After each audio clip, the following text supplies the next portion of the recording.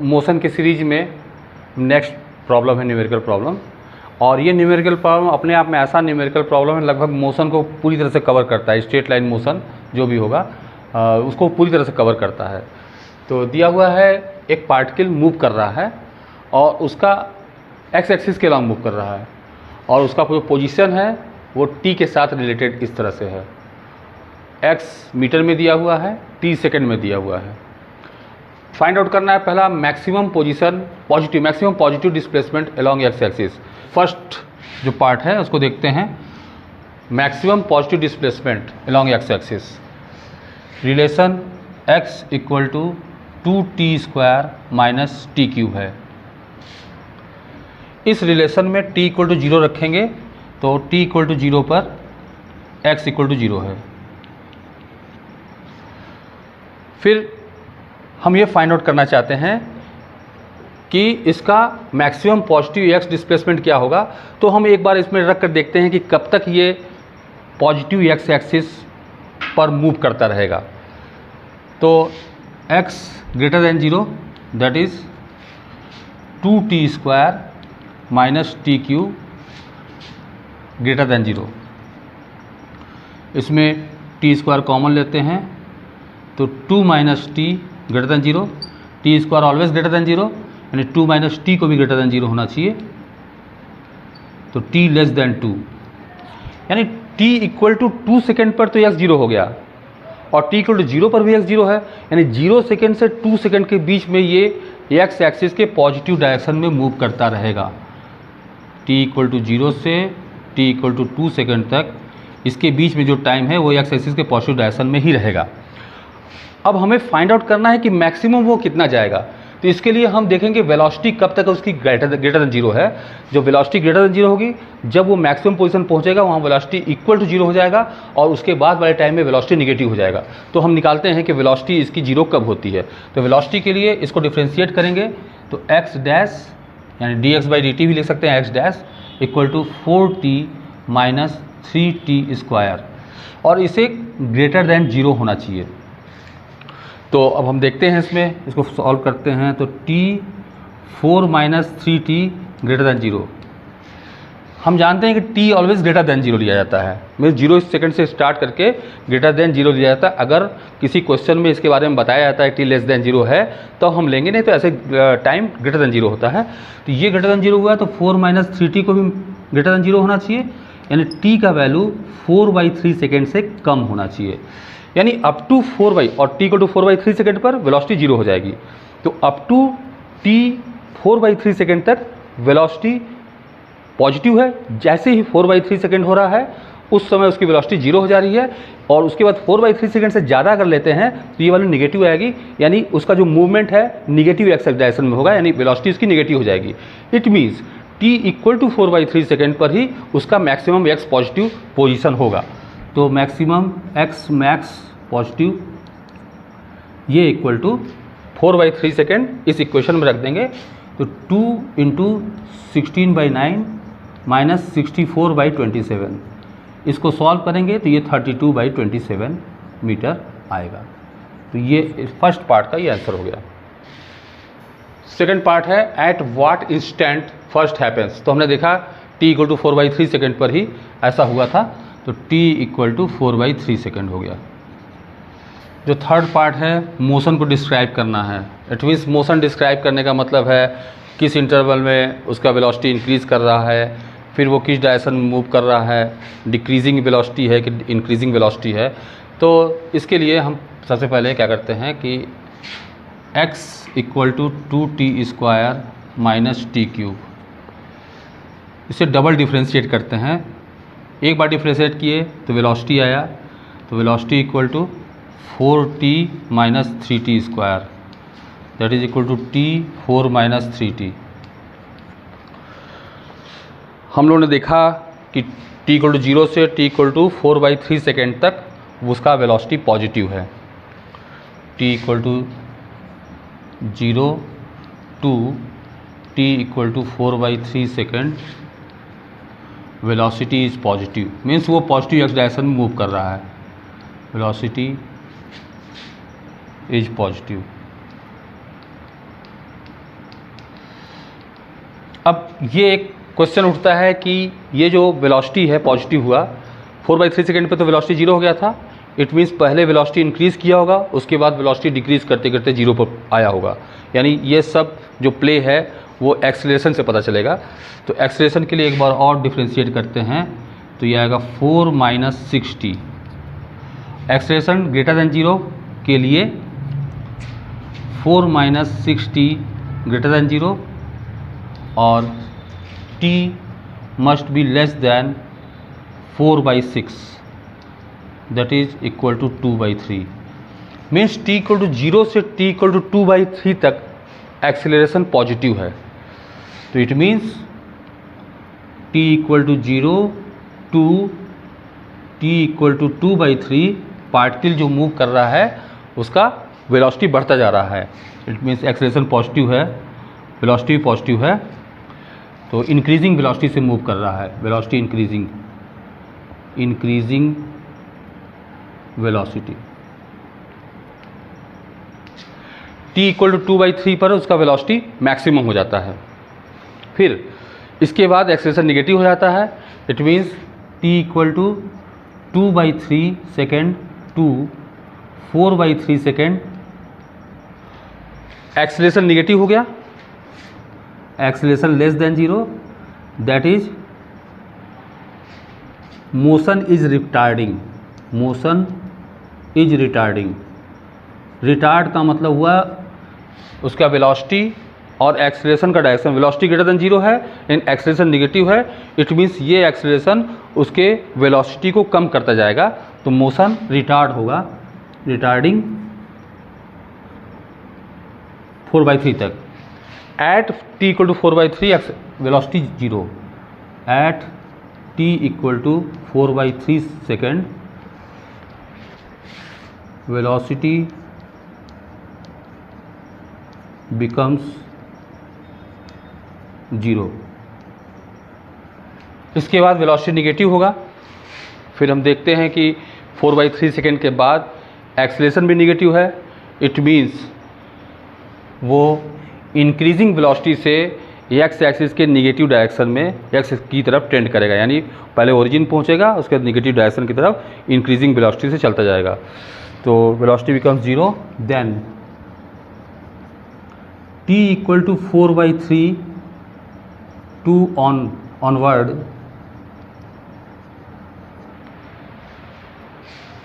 Particle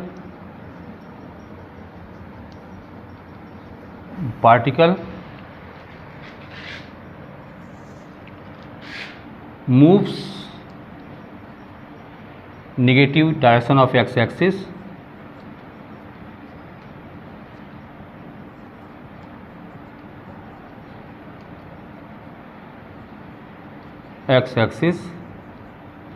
with increasing velocity।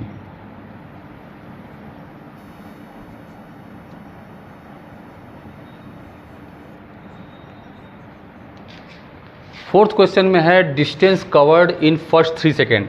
अभी हम लोगों ने देखा कि particle t equal to 0 second पर ओरिजिन पर था, t इक्वल टू 4/3 पर वो मैक्सिमम पोजीशन यानी वो 32/27 मीटर पर था। फिर t इक्वल टू 2 सेकेंड में यहाँ आ रहा है, फिर उसके बाद ऑनवर्ड इधर मोशन कर रहा है। तो t इक्वल टू 3 सेकेंड में इसका अगर पोजीशन फाइंड आउट करें तो t इक्वल टू 3 सेकेंड में at t equal to 3 second इसका position x equal to 2 × 9 - 27 that is equal to -9 metre. Means ये -9 मीटर पर होगा। तो डिस्टेंस कवर्ड ये 32/27 मीटर गया, फिर उसके बाद वेलोसिटी 0 हुआ, रिटर्न हुआ, तो 32/27 × 2 और प्लस 9 मीटर। तो डिस्टेंस फर्स्ट 3 सेकेंड्स में distance required equal to 32/27 × 2 plus 9 that is equal to 64 plus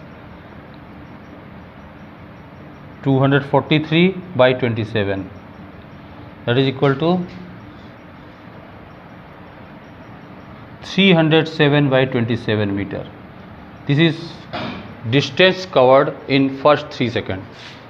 तो अभी कुछ स्टूडेंट्स को ये भी प्रॉब्लम हो सकता है कि अभी पिछले वाले क्वेश्चन में जब हम t = 3 सेकेंड लिए तो उसका पोजीशन -9 मीटर पर है, और फिर ये 32/27 मीटर ये ऐसे गया, यहाँ से गया, फिर यहाँ से ऐसे वापस आया, फिर यहाँ आया।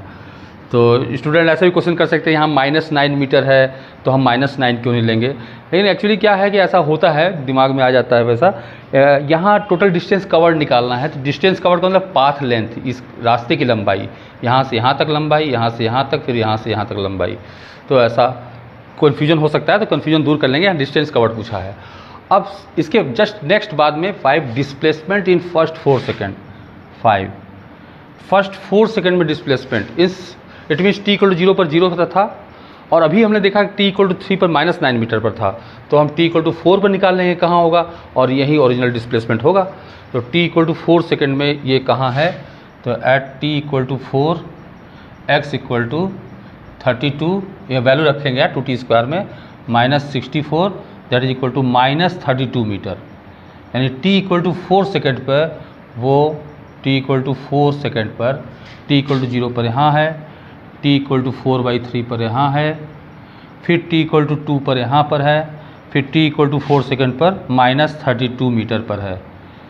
t = 3 सेकेंड पर अभी हम लोग देख रहे थे t = 3 पर -9 मीटर। इट मीन्स शुरुआत से t = 0 से लेकर t = 4 सेकेंड के बीच में इसका जो डिस्प्लेसमेंट होगा वो -32 मीटर होगा। डिस्प्लेसमेंट एक वेक्टर क्वांटिटी है, इसमें साइन भी बताना जरूरी है। तो उसका जो डिस्प्लेसमेंट हुआ 5th क्वेश्चन का जो आंसर होगा, डिस्प्लेसमेंट इक्वल टू -32 मीटर। 6 है average speed and average velocity in first 3 second. तो एवरेज स्पीड का मतलब total distance travelled by time, और average velocity total displacement by time. तो 6 पार्ट में फिर से एक बार रिकॉल कर लेते हैं। t = 2 सेकेंड पर x = 0 पर था, t = 0 सेकेंड पर x = 0 पर था, t = 4/3 सेकेंड पर वो x = 32/27 पोजीशन पर था मीटर पर। फिर t = 2 सेकेंड पर फिर ये 0 हुआ, और फिर t = 3 सेकेंड पर वो -9 मीटर पर था, x = -9 मीटर। तो टोटल डिस्टेंस कवर्ड हमें निकालना है एवरेज स्पीड। तो average speed distance by time, तो डिस्टेंस जो कवर किया वो था टोटल डिस्टेंस 300, अब ये 32/27 into 2 + 9 distance covered time 3 second. 3 से डिवाइड करेंगे तो ये होगा 64/27 + 9/3, 64 +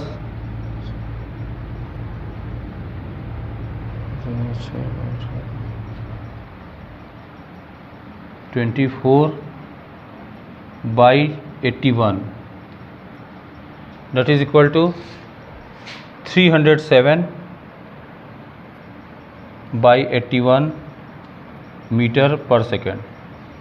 Now average velocity displacement by time,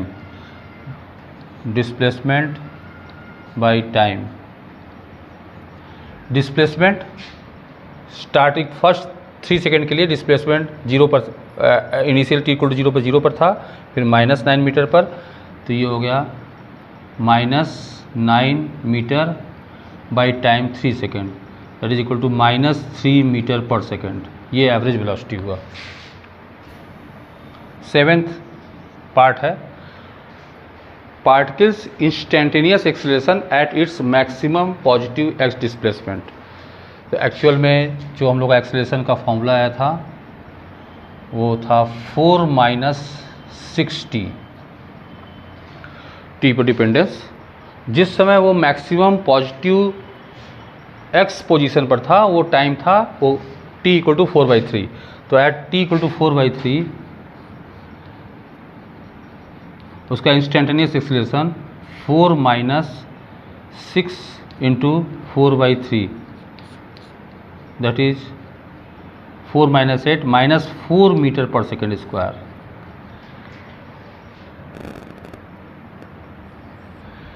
तो average acceleration equal to change in velocity v2 means 4 second पर जो उसकी वेलोसिटी होगी, फिर 2 सेकेंड पर उसकी जो वेलोसिटी होगी v2 minus v1 by t2 minus t1। तो average acceleration a average equal to v at 4 second minus v at 2 second by 4 minus 2, इतना मीटर पर सेकेंड स्क्वायर होगा।